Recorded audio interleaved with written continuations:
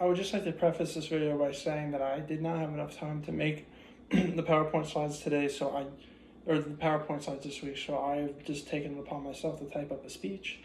I hope I can still get a decent grade on this assignment, but I just wanted to let you know that. Thank you. What I'm going to talk about today is healthy lifestyles in college. For most people, living a healthy lifestyle is a choice.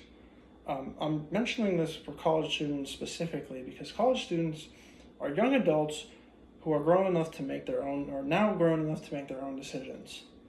A lot of them take this newly found decision making responsibly, while others choose not to. Homework and jobs are temporary, but our health stays with us forever. While many college students realize they need to live a healthy lifestyle in terms of their diet, sleep, and exercise, which is what I will be tackling in this, they are all too busy to achieve this sort of lifestyle. I'd like to delve more into the effects of diet, physical activity, and sleep among us as college students. For example, with our sleep, adults should be getting, and especially young adults, should be getting 8.5 to 9 hours of sleep every single night. Unfortunately, for many college students, this is not the case.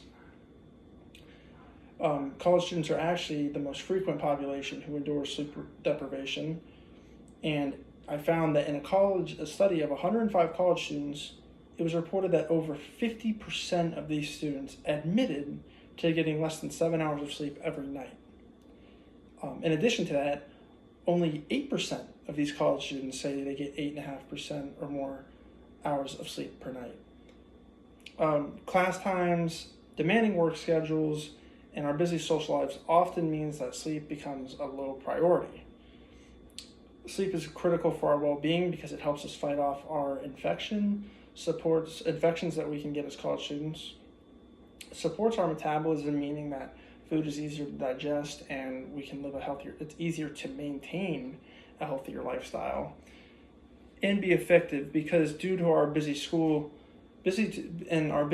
college students are, and especially me, we're voluntarily able to resist this sleep, and it becomes a huge problem because we cannot focus the same. I think another big thing that we all misjudge is balancing work and sleep. I'm a college student. I work in the retail industry, and I know this firsthand. Especially working at 2 to 10 shift, I know that afterwards, sleep is the last thing on my mind. I want to come home, work on school, talk to friends that I haven't talked to in a minute.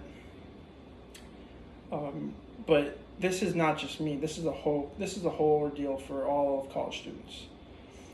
In fact, in a study of 23 male college students, 80% of these students sleep about 5.5 hours every night. Sleepiness and fatigue become unavoidable because these sleep-deprived college students, because they're not able to think in class and out. It's harder to maintain relationships, and it's harder to focus on the things that we need to focus on, whether it be a job, schoolwork, etc. A remedy for this, from what I've seen, is napping. Napping is good because it helps us get the sleep that we may have missed, and it's easier to make up for. You're not getting it all at once, but you're able to break it up into more comparable and better variable. So we can break up the way that we sleep a little bit better. And another thing that I think that gets undermined is physical activity. Us as college students, to help us sleep, we should be getting more physical activity because we have such high energy as young adults. In a study of 871 college students, 18% admitted to not participating in any physical activities. I think that's a problem because, as I said, we all are high strung. We all need time, physical activity, so that we don't become sedentary. And getting that physical activity is going to help us sleep at night because, again, high energy, needs high physical activity. That's just how it works.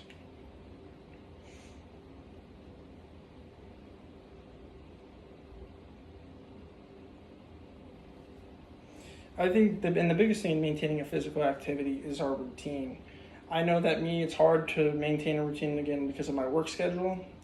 All of these factors kind of come into one, but my work schedule, working 2 to 10, 5 days a week, it's hard to maintain my routine in a healthy way, and it also affects my eating habits and other aspects of my life that I wish I could control better. But routine is one of the most important things we can have as young adults and people. If we don't have a solid routine, that's like the foundation for a house. Without the foundation for your house is going to fall in. Without a solid routine, especially as college students, your whole life becomes a mess and it becomes very hard to function. All in all, there's a lot of things we can change in our lifestyles, but hitting on all of these aspects is key to living a healthy, happy life.